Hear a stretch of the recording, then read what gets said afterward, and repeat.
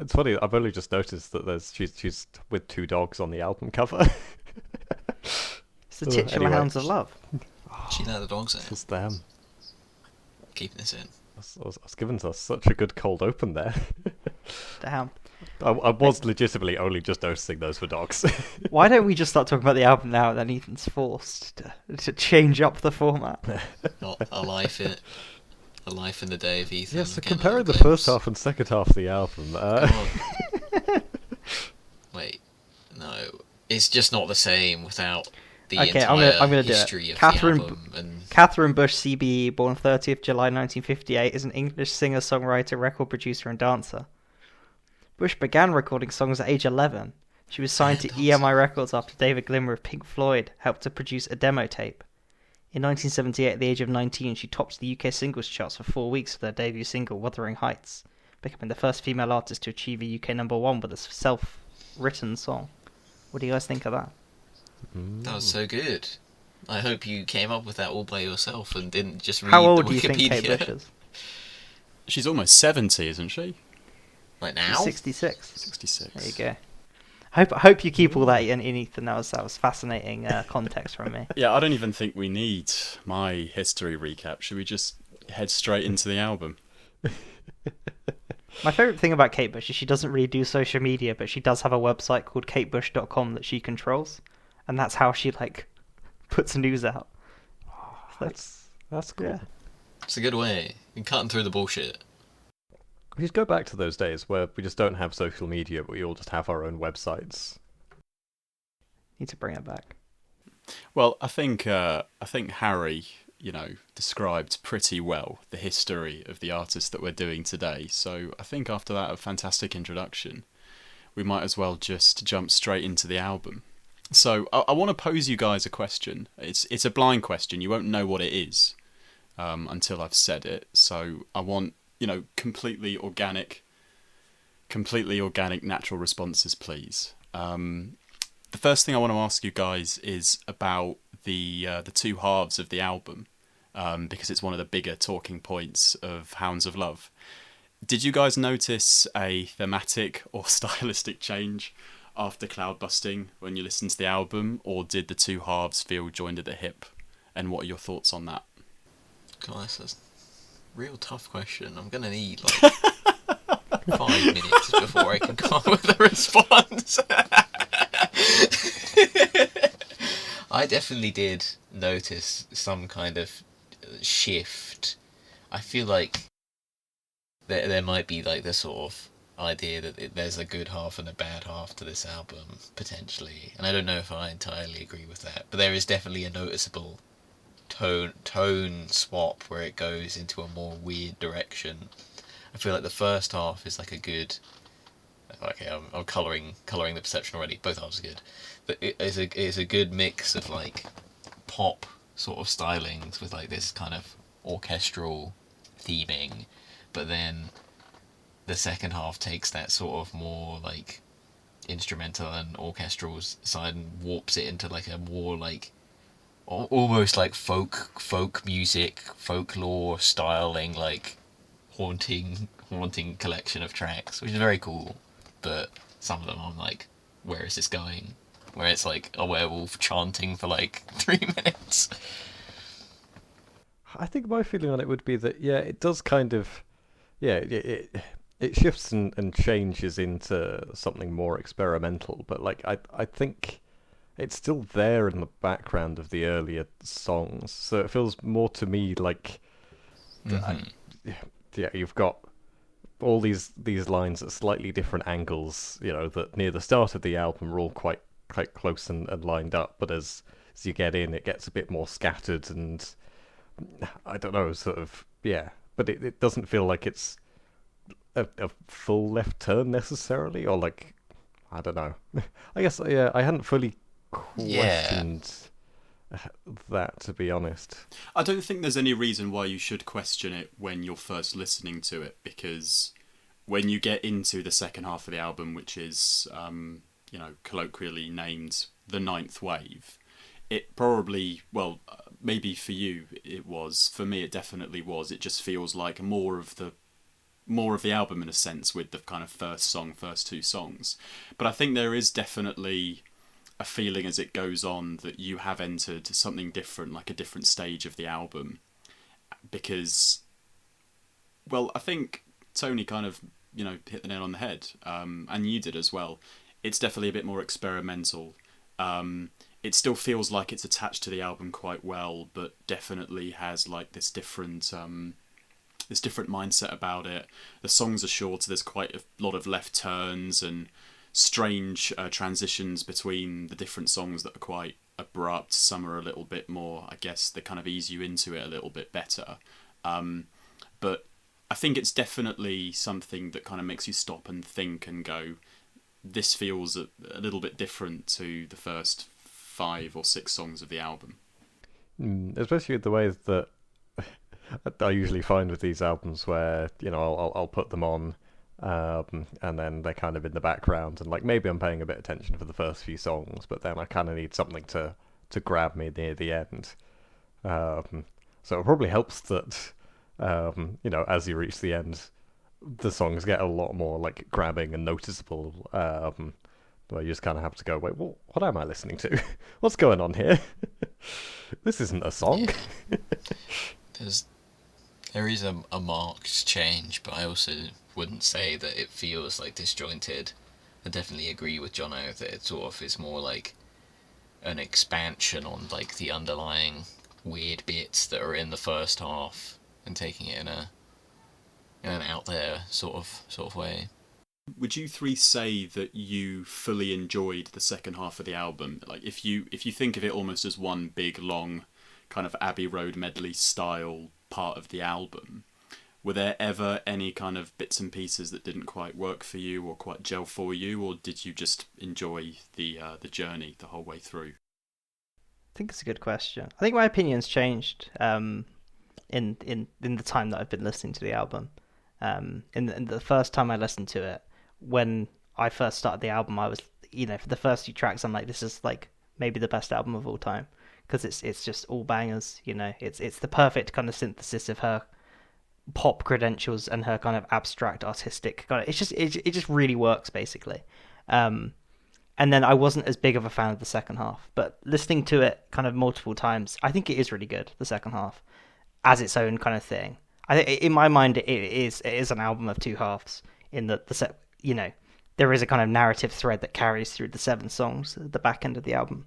But I still like it. I still think it's strong as a collective piece. I think where the difference is in my head is I probably wouldn't take any song from the second half of the album out on its own, and be like, oh, this is a song I enjoy listening to, outside of the context of the 7-song run and of the album.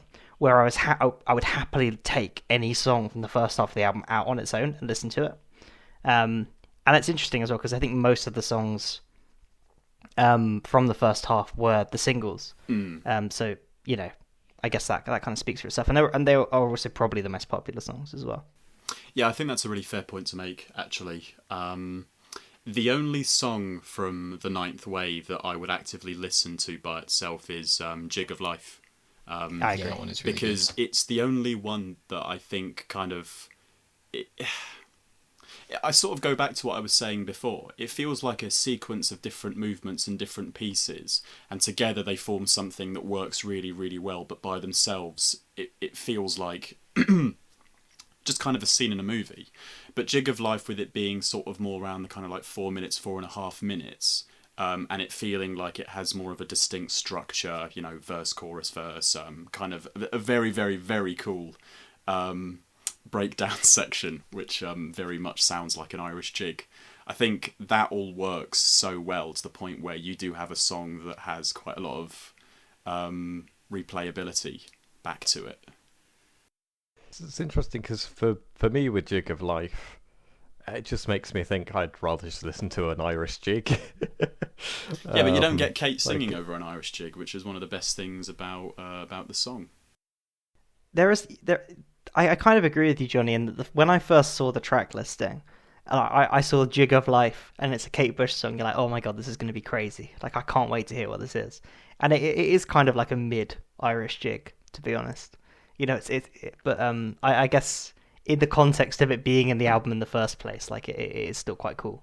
But I think my expectations were higher going into the song when I saw the track listing.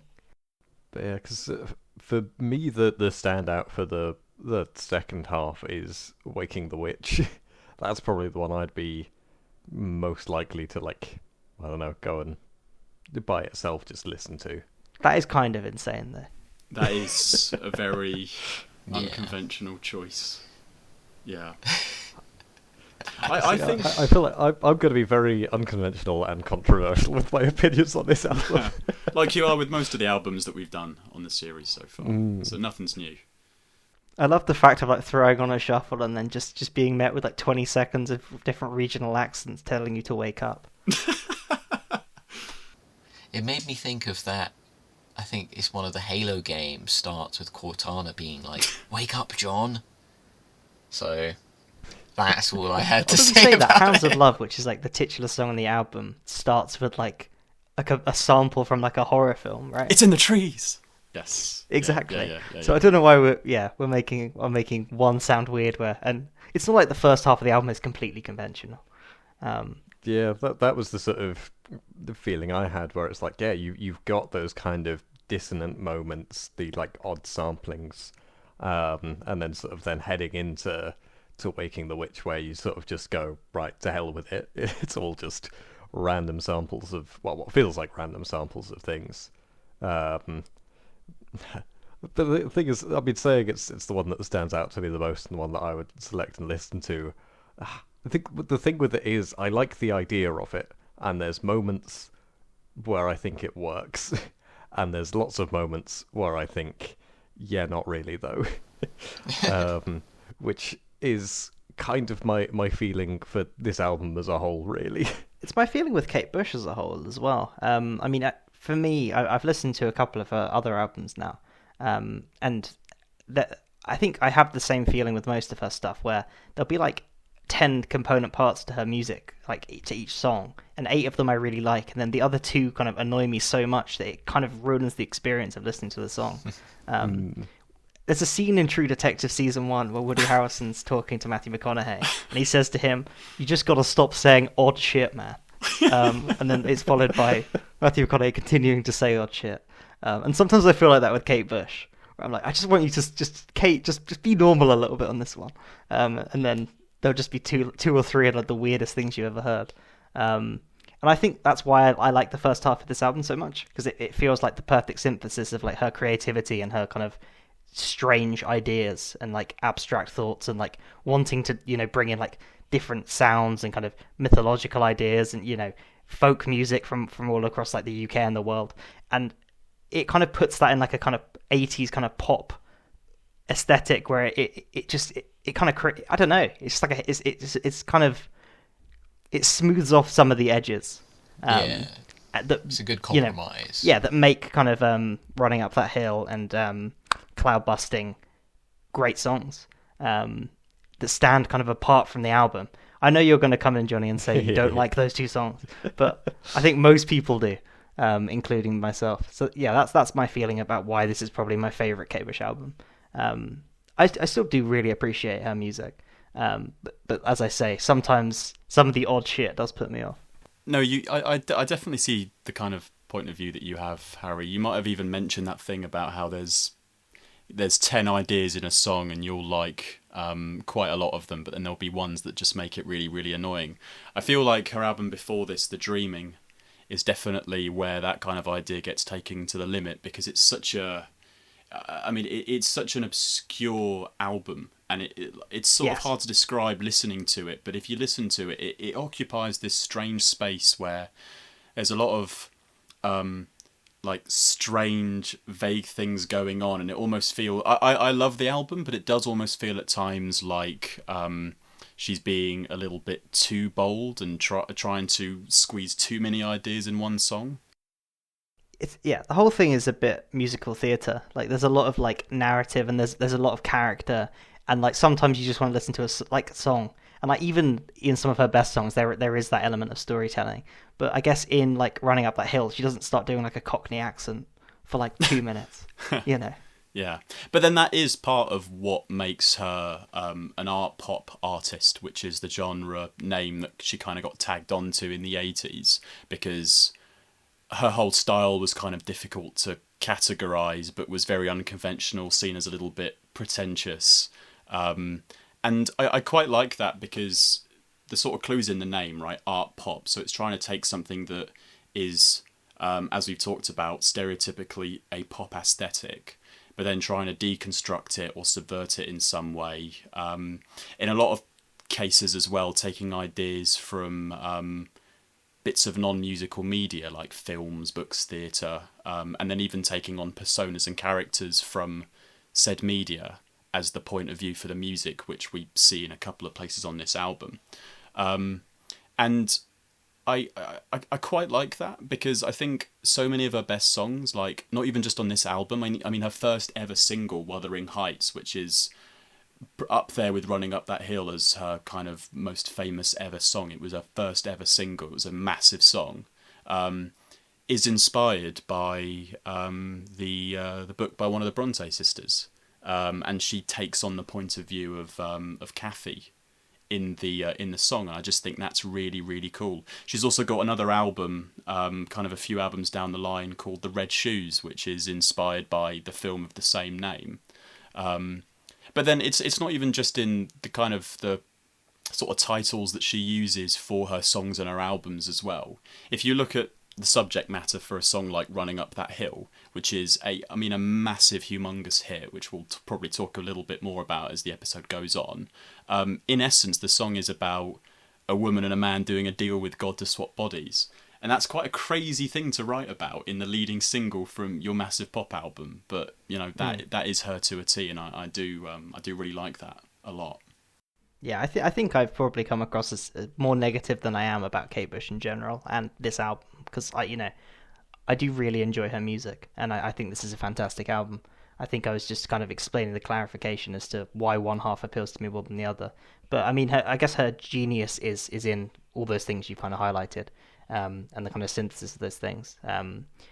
She is kind of a really singular artist. The fact that she writes all her own stuff.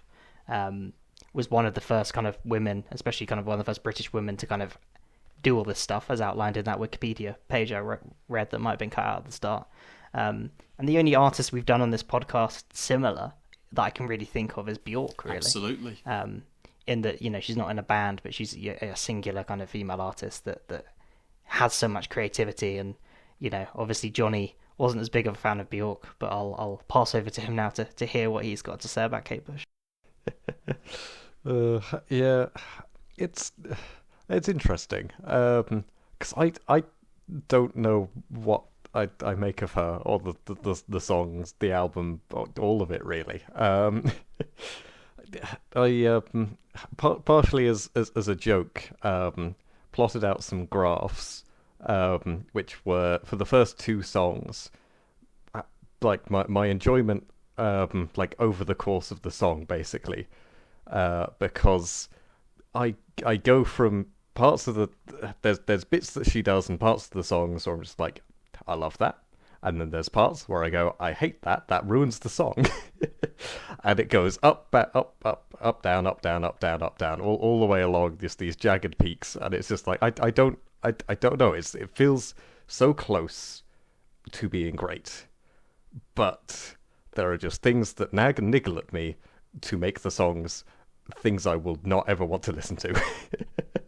Which is just it's so bizarre and so difficult to kind of get my head around. There's just so many songs where I'm just like, I think if you change this bit a little bit, and it's almost like what I was saying with Waking the Witch, where it's like it's an idea. I like what's going on with it. I like some of the soundscapes that are going on. I just think maybe trying something a bit different, which is definitely very obnoxious of me to say. I know if I was trying, I'd make something 1,000 times worse.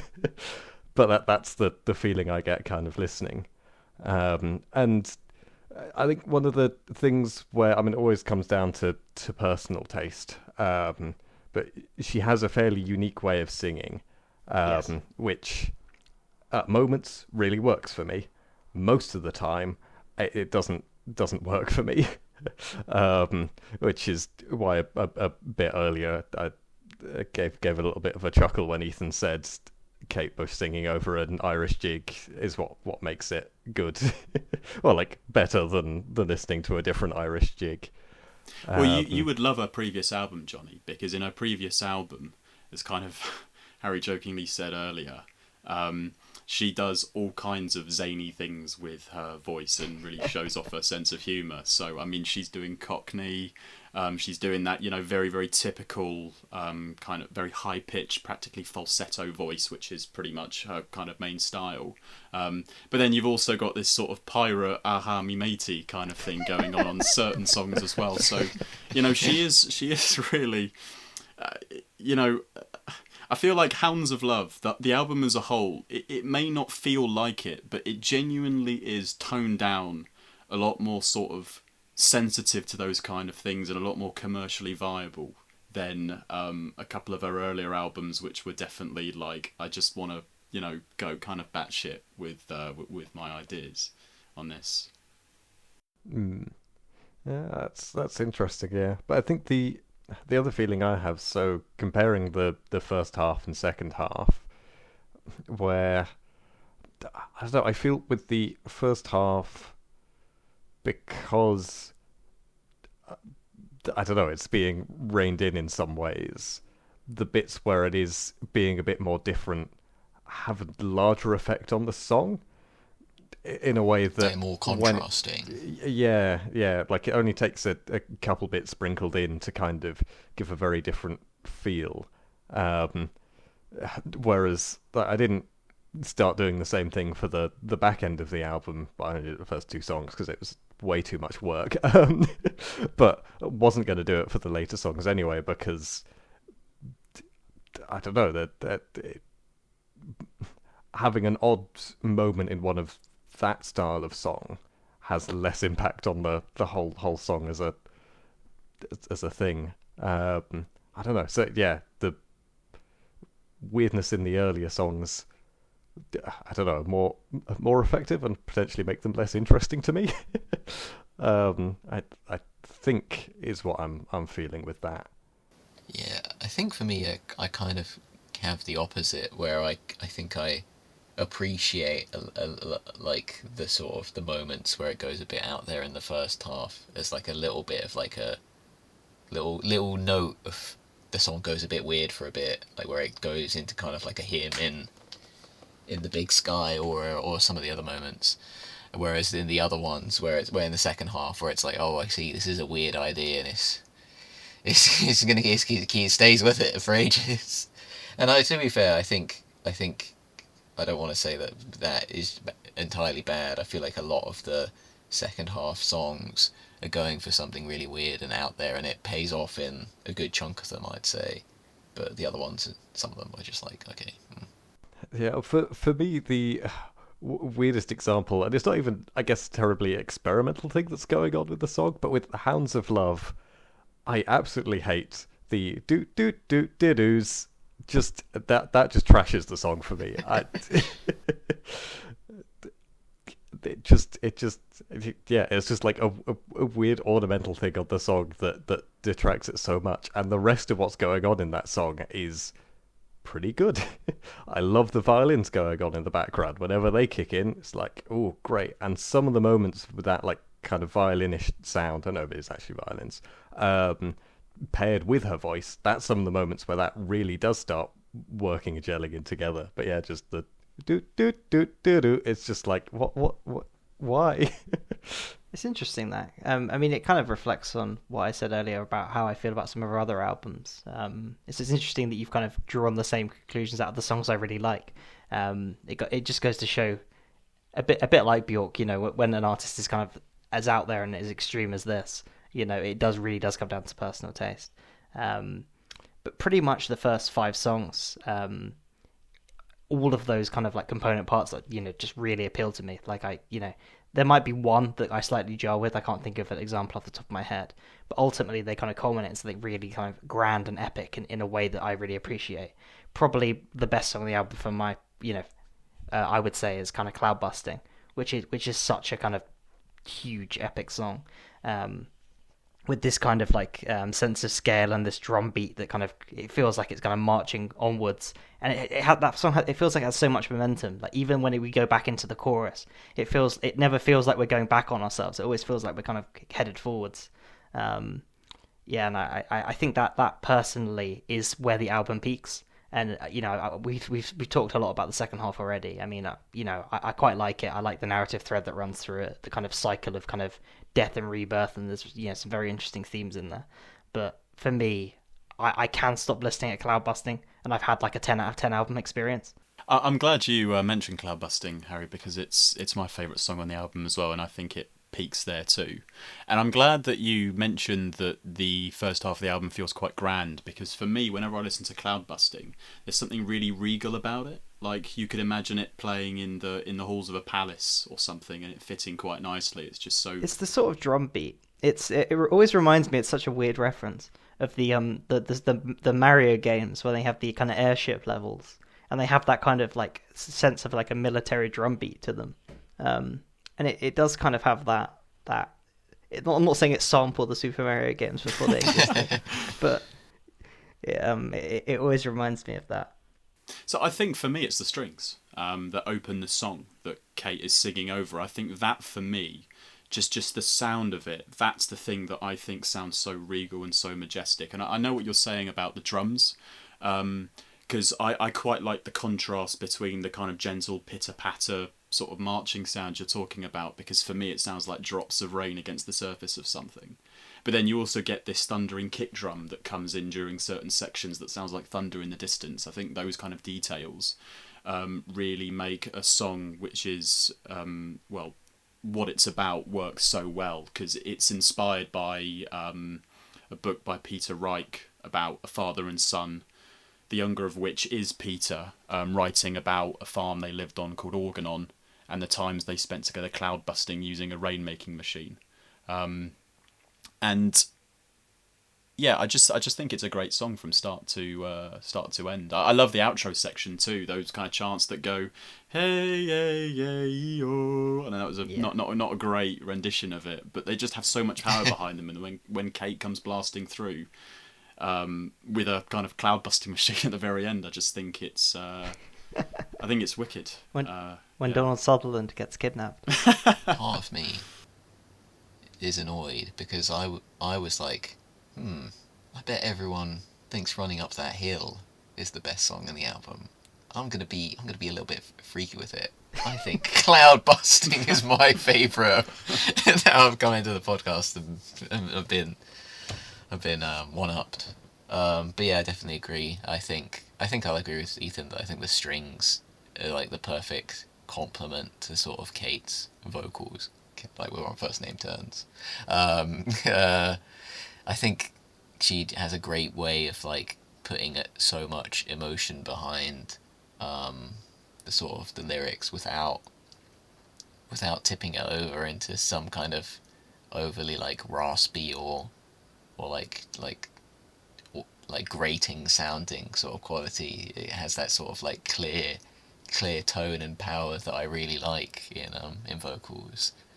And yeah, I think it's really good. I think if we're on the first half of the album though, I think it's interesting that we've sort of made this distinction between the first half being the more like commercial kind of safe sounding one compared to the second half, because I think the one that's what's it called, Mother Stands for Comfort, yes, is sort of one that really goes into that eerie and like weird sounding sort of atmosphere. But I think that one, although it's going for that weird sound, I think that is one of the examples of the more experimental songs that sort of makes it almost like turn into like a weirdly chill experience despite being so weird.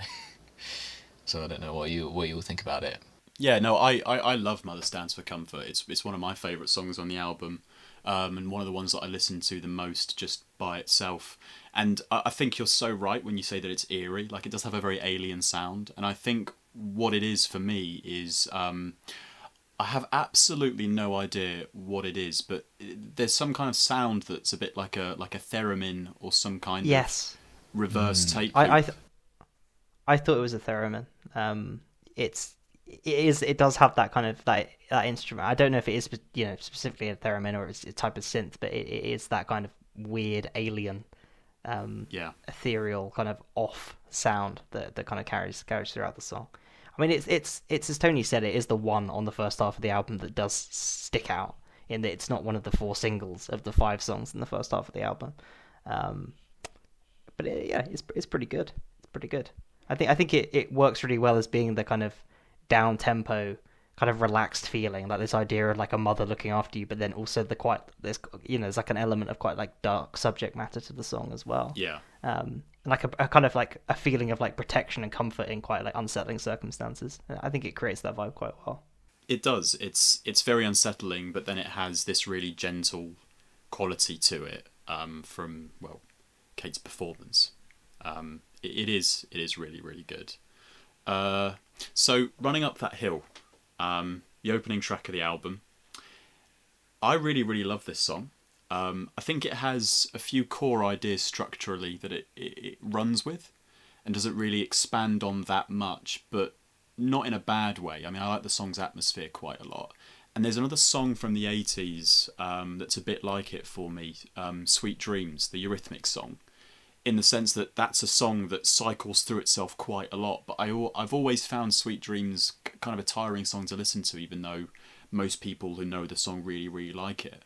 Whereas Running Up That Hill, probably down to the vocal performance, some of the occult themes as well, and the pace of the song, which I think is unrelenting in a way, just works so well. The synth work is great as well. Like just that kind of synth sound that you get hit with, that kind of gradually grows as the album literally starts in the first few seconds, is really strong. And then I also love the section right at the end of it, where she's brought in a male vocalist to come in and say if I only could, I'd be running up that hill with no problems, at the same time as her laying on each other. And I like the way that, I think that's such a great way to end the song, because it's like that transition between the two is happening, the body swapping that the song is about. I just think it's a really, really brilliant song. I'd be keen to get your thoughts on it, you three, if you also like it too.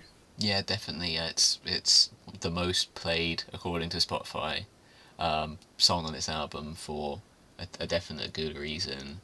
I think the subject matter being about this sort of body swapping, like almost like religious experience, really like meshes well with the intensity of the vocal. Like the vocals sell this concept really well, which sort of puts you in this sort of almost like reverent like state of mind, while also it being just a great pop song that's fun to listen to. Yeah, it's definitely really good. Yeah, and I think the overlap of everything that's just been said, and then the fact that it was used very effectively in a piece of media, has created the perfect kind of synthesis that led to the song's kind of explosion. When it was used in Stranger Things to great effect, and it kind of exposed so many people to the music. And because it is so kind of open and sincere, and I guess some of the kind of lyrics are quite hard to pass sometimes, and often the mood set by the kind of the music of the songs makes it quite easy to work out what's going on in each song on this album. But this is probably the most clear. The lyrics are the meaning of the song, and you can she's kind of blotting them out. It really kind of works. And yeah, I mean also, Stranger Things is a very inconsistent show, but the first half of season 4, which this was used in, worked. Was a kind of high point of the show, and this was probably the high point of the season. The kind of the scene in which this song is used. I guess it's good that it got a lot more people listening to Kate Bush and this album as well. There's a really famous performance of the song, actually, of her doing it live with David Gilmour of Pink Floyd, who Harry mentioned in the introduction is kind of the reason that she became a name. From what I read online, a family friend passed a demo tape or something to him, and then he kind of helped put on a map, which I think is a great story. And the fact that they performed together, this song is also really, really great. But the performance itself has quite a lot of views on YouTube, because, and I don't know if you guys know this, but during her entire career, which runs from 1978 to, well, I suppose today, she's only ever done 2 concert tours in that entire time. So that's 2 concert tours in 46 years, which is unheard of, especially for someone with the level of commercial success she's had with a few of her albums. And from what I could see online, she did one in 1978 to support her second album, and another in 2014 in Hammersmith, and these 2 are 36 years apart. And I think that's awesome, because I like the idea of an artist sharing their work primarily through their albums, as opposed to concerts, gigs, because it's a massive risk to do that. A lot of ways that bands and artists get their name isn't just through their albums, it's through touring and playing in clubs and different venues. But from what I could see online, that first tour that she did ended up being quite financially demanding and physically exhausting for her, which I'm sure played quite a big part in why she chose not to tour again for 36 years.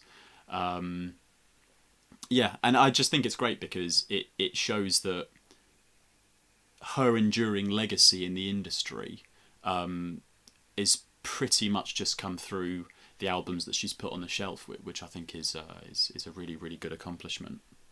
Yeah, it's definitely a testament to how like well that the albums stand on their own and sort of sell themselves. I mean, also the fact that like, there are so many of these songs you just could never imagine a live version of in the way that they've been kind of mastered and put together. Like, I don't know what the live version of Under Ice looks like, for instance, which is a very effective song when you listen to it. But like, I can't imagine, just being in a concert and listening to like the Ninth Wave as a piece would be a very strange experience. Yeah. Yeah, I do always wonder with bands and artists where they've got songs that clearly were, produced in the studio. You're sort of like, how do you do a live version of that? I think it was. I think the Beatles really struggled performing songs from Abbey Road. I mean, to be fair, it was quite close to the end of their career as a band anyway. I don't think they ever really did it, did they? No, they didn't. But I know one of the reasons was that trying to replicate those songs in a kind of live setting was just incredibly difficult with the sort of with the studio techniques they used at the time and the kind of instruments they used. It would have just been too difficult. So yeah, it's definitely an issue for some artists. There was another thing, kind of one last thing I really wanted to talk about, is the artwork of the album. Now I know that when we sit together and we talk about music, we're reviewing the music, but for me, album covers are kind of part of that in a way, and I want to talk about it for a little bit, because I don't think that we've done an album so far on the podcast where I felt the need to talk about the cover. But the thing I really like about it is, and I know this is the most cliched thing to say in the world, but it does look like what the music would sound like. I think the cover, just the kind of presentation of it, is really immaculate. It's really polished, and I think the music matches that. Something we haven't even really talked about is just how fantastic the production quality is. I know we listened to a remastered version of it rather than the original album, but it just still sounds really, really polished. It's well mixed. A lot of the layers come through nice and clear, and I think Tony mentioned that with Cloudbusting, like, her vocals come through with such a clarity. And I think, to be honest, on all the songs they come through with such a clarity, but it's really, really nice to have that tone. And then on the cover, specifically the image of Kate, I really like how lavish and lush it looks, but it also has this mystical quality about it, with the kind of purple silk under her and those really sort of strange twinkles around her like little stars. And I think the album, specifically the Ninth Wave half, the second half, is very mystical and surreal. And yeah, I just like that. I think it's a really beautiful album cover, and I think it prepares you on some level for what you can kind of expect to listen to. I don't know if you guys agree with that at all. I definitely agree. I hadn't looked at it too closely before. I didn't even know there were two Johnny hadn't dogs even in the noticed the 2 fucking dogs. Well, I mean, Never I've even- always been playing it off my phone and not like bringing up the full thing, so it's always a tiny like little thumbnail in the corner. I mean, the main thing that strikes me about it is just how much of it is that white border going around the Yeah, edge.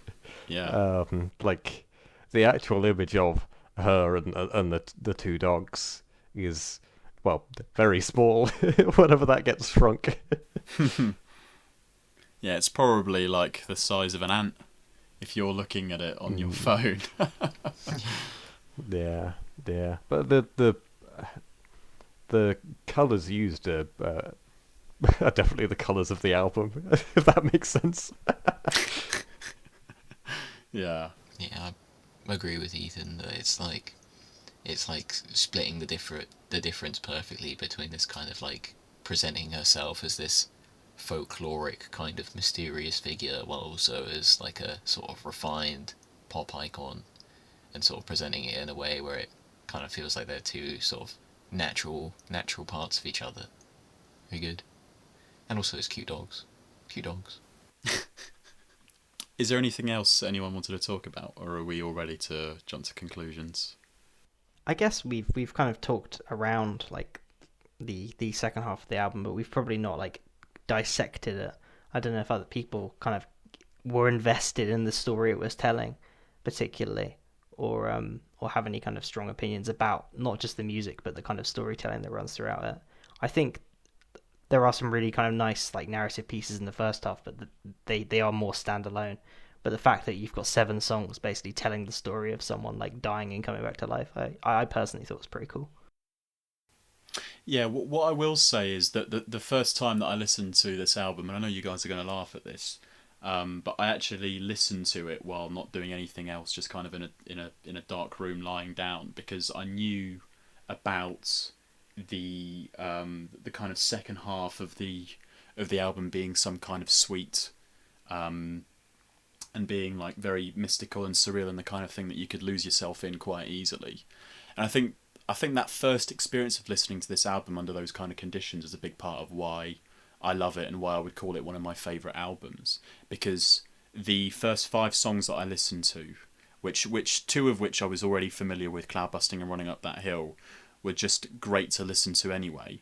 But then the second half of the album, as it was going on, I was just so absorbed by it, and I didn't want it to end. I just remember thinking, God, I hope this goes on for another 30 minutes and I just get, more of these cool little excerpts and weird experimental sections of a larger piece, because every sort of 3 minutes there's just this left turn, and you're going from something that's a bit slower to something that's a bit more fast, or something that's just so radically different from what came before it. But then also certain sections have these really, really nice, effortless transitions into one another as well.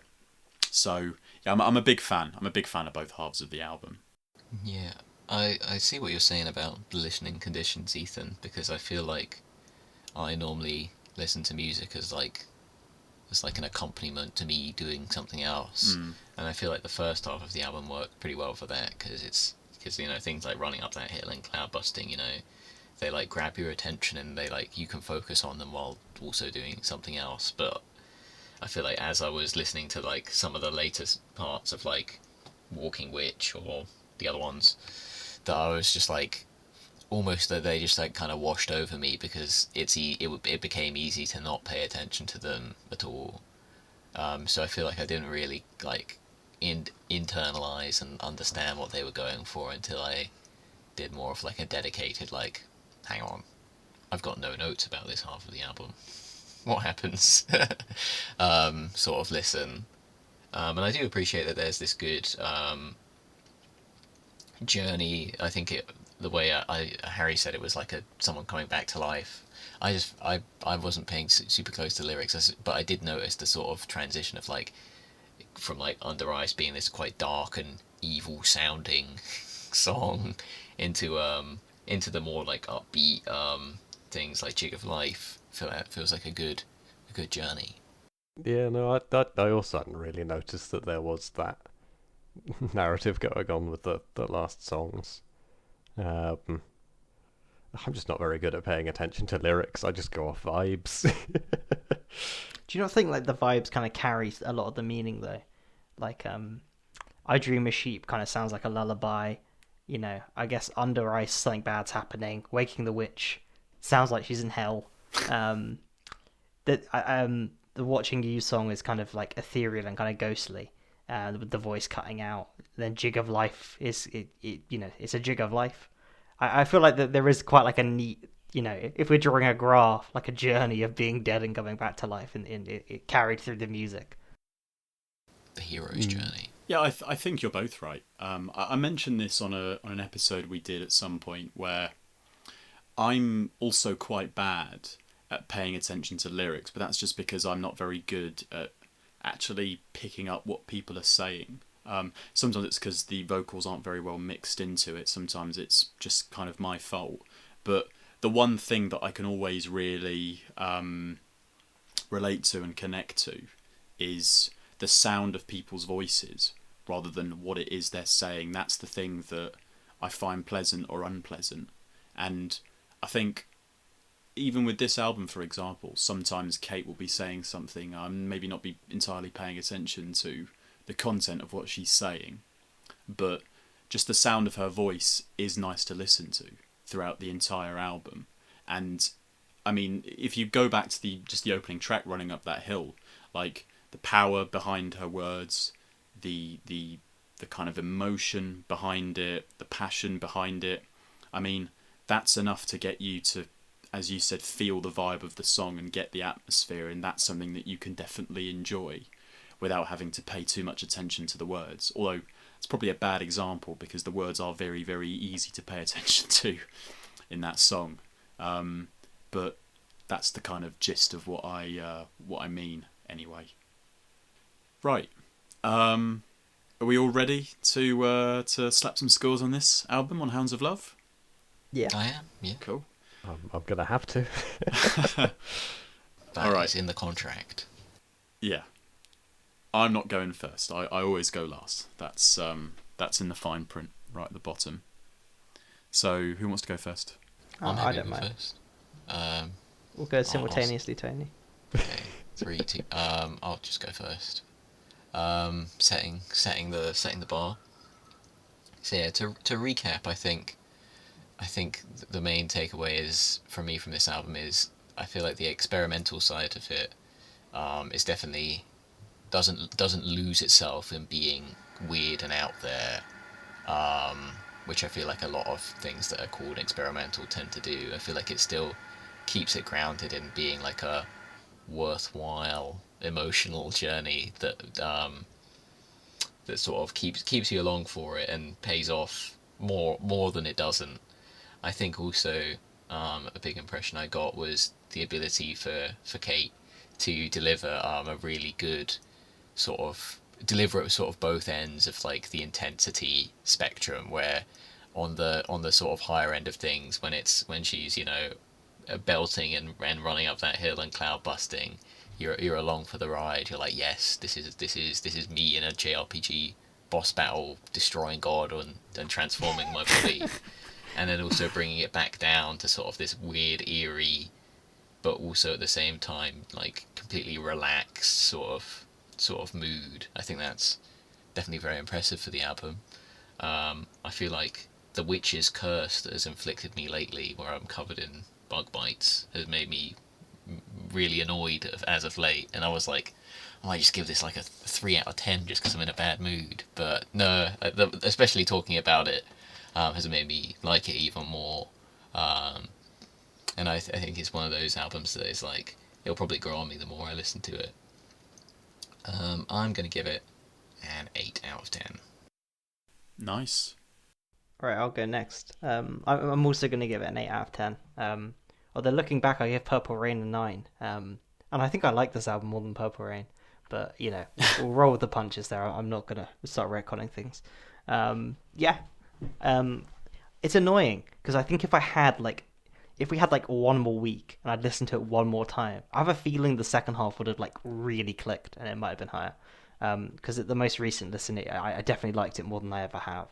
But it's still fundamentally, it starts as a 10 out of 10 album, and then the second half's very interesting, and there's ideas there that work.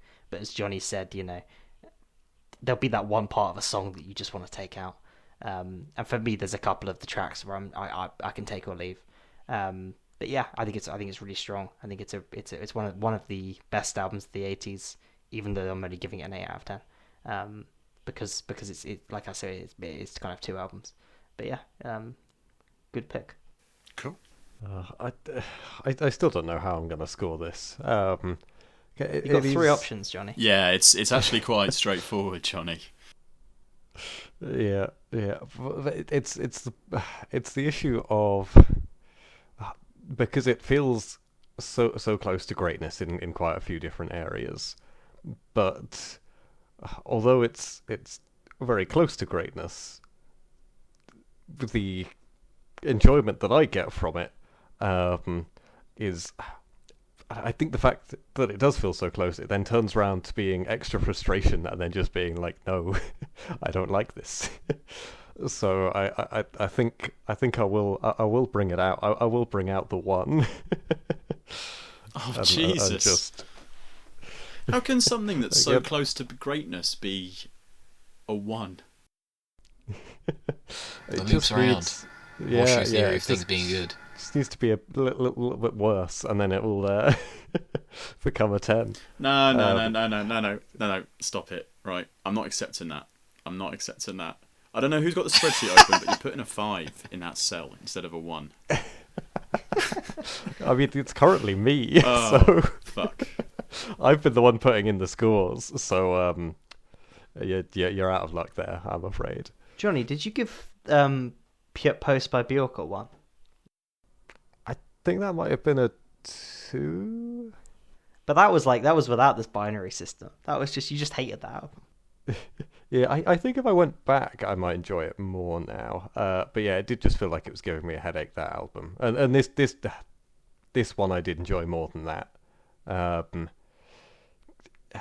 Yeah, the problem is it's impossible to put a score to my feeling on this album. Like, no number I put is going to be right.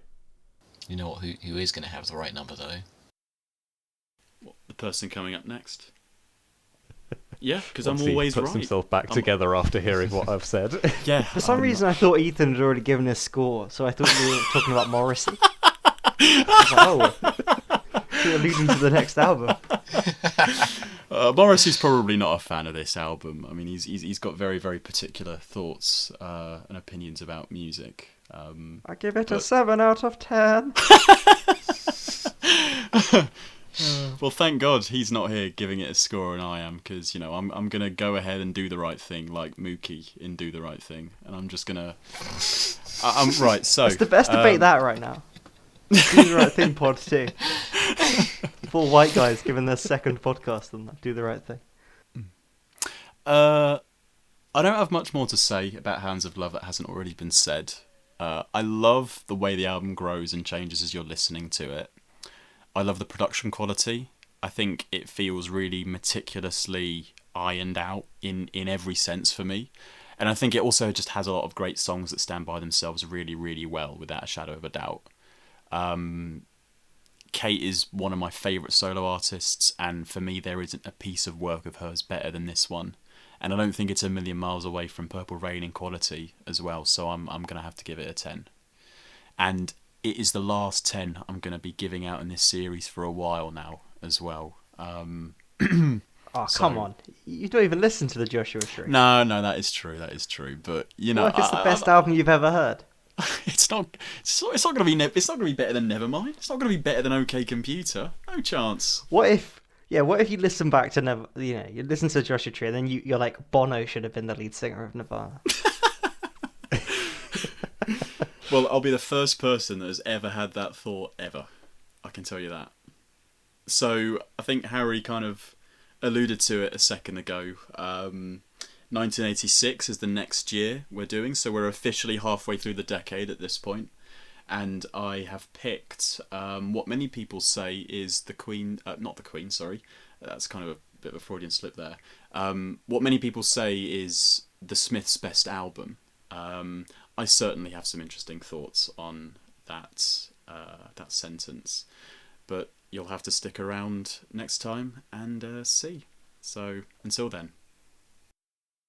I can't wait.